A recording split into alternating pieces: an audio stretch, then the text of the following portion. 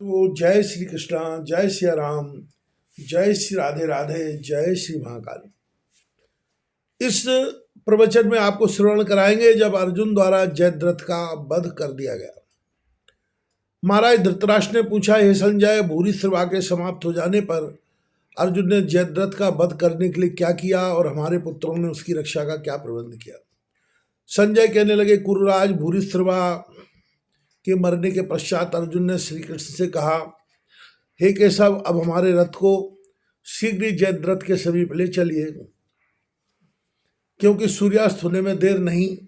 तब कुशल सारथी श्री कृष्ण ने घोड़ों को बड़ी शीघ्रता से चलाया और अर्जुन के रथ को जयद्रथ की ओर ले चले।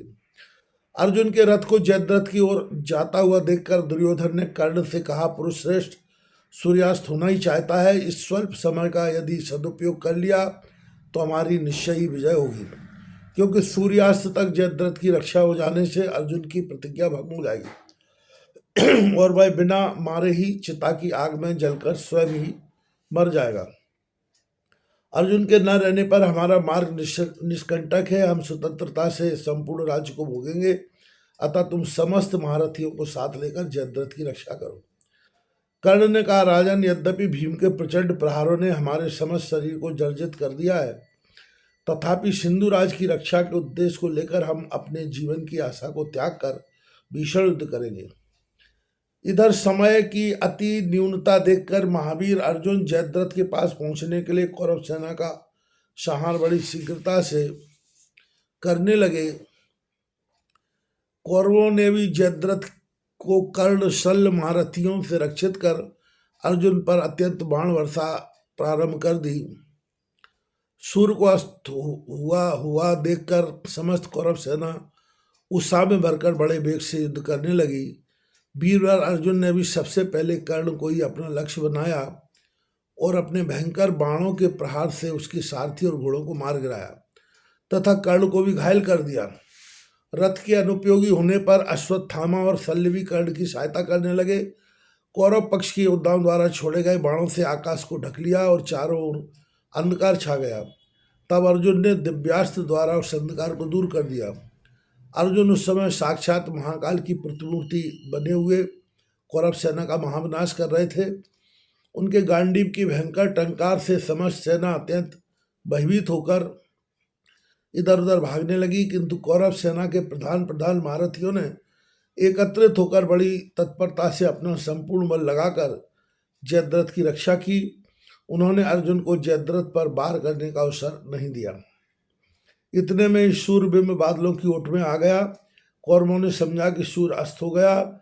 इस प्रसन्नता के आवेश में वह सभी युद्ध करना भूल गए। इधर जयद्रथ भी मृत्यु काल व्यतीत हुआ समझकर रक्षित स्थान से बाहर आकर बड़े आनंद से सूर्यभूमि की ओर देखने लगा, किंतु इस रहस्य की वास्तविकता को मायापति श्री कृष्ण के सिवा और कोई न जान सका। वे जान गए कि सूर्य अभी अस्त नहीं हुआ है, अपितु बादलों की ओट में आ गया है। श्री कृष्ण ने उसी क्षण अर्जुन से कहा, कौन्तेय, शीघ्रता करो, ऐसा न हो यह स्वर्ण अवसर हाथ से निकल जाए। शीघ्र जयद्रथ का मस्तक धड़ से अलग कर दो। सूर्य अभी अस्त नहीं हुआ है, अपितु बादलों की ओट में आ गया है। श्री कृष्ण की आज्ञा पाकर अर्जुन जयद्रथ की ओर बड़े वेग से बढ़े। रक्षक महारथियों की असावधानी से लाभ उठाकर वे उनकी बाढ़ तोड़कर अंदर प्रवेश कर गए। छिपे हुए जयद्रथ को अपने समक्ष देखकर अर्जुन ने क्रोध का पारावार न रहा। गांडीव से निकले हुए तीक्ष्ण बाण ने जयद्रथ के मस्तक को काट दिया और बाज की तरह उस मस्तक को लेकर आकाश में उड़ गया और समंत पंचक क्षेत्र के बाहर ले जाकर संध्योपासना करते हुए जयद्रथ के पिता वृद्ध छत्र की गोद में डाल दिया। इस प्रकार अर्जुन ने 8 अक्षौणी सेना का नाश करके जयद्रथ का वध किया। इसी समय सूर्य पर से बादल हट गया और सूर्य का रक्तिम बिंब चमकने लगा। सभी योद्धाओं ने देखा कि वास्तव में अर्जुन ने समय के रहते ही अपनी प्रतिज्ञा का पालन किया है।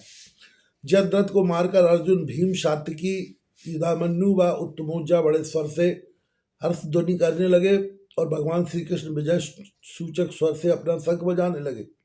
उन ध्वनियों को सुनकर धर्मराज व अन्य सब योद्धा समझ गए कि अर्जुन ने अपनी प्रतिज्ञा पूर्ण कर ली।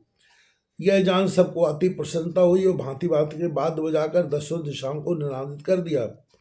इस विजय के उपलक्ष्य में श्री कृष्ण ने वीरवर अर्जुन को धन्यवाद देते हुए कहा, कुंती, आज हम सभी का सौभाग्य है कि इस प्रतिज्ञा को पूरी कर सके। कौरवों की इस विशाल सैन्य सागर को पार करके लक्ष्य तक पहुंचना तुम्हारी ही वीरता का काम है। अर्जुन ने नतमस्तक होकर कहा, वासुदेव, यह जो कुछ भी हो रहा है, मैं तो इस सब में केवल निमित्त मात्र हूँ। तदनंतर श्री कृष्ण और अर्जुन सबको साथ लेकर अपने सैन्य दल की ओर चल दिए। धर्मराज के पास पहुंचने पर सबने उनके चरण स्पर्श किए। तब श्री कृष्ण बोले, हे पुरुष श्रेष्ठ, आपके आशीर्वाद से अर्जुन अपनी प्रतिज्ञा का पालन कर सके हैं, यह सबका बड़ा सौभाग्य है। श्री कृष्ण की बात सुनकर धर्मराज भी रथ से उतर पड़े और उन्होंने सबको गले लगाया। तब श्री कृष्ण ने कहा, माधव, यह सब तुम्हारी कृपा का फल है। भला आपकी सहायता प्राप्त होने पर दुनिया की कौन सी वस्तु अलभ्य है। इस प्रकार युधिष्ठिर ने भगवान श्री कृष्ण का स्तुति किया। तत्पश्चात श्री कृष्ण ने युधिष्ठिर से कहा, धर्मराज, आपके धर्म पालन, सत्यता, सरलता व गुरु तपस्या से ही पापी मारा गया है। धर्मराज ने अर्जुन, भीम, सात्यकी, युधामन्यु और उत्तमौजा सबको गले लगाकर आशीर्वाद दिया।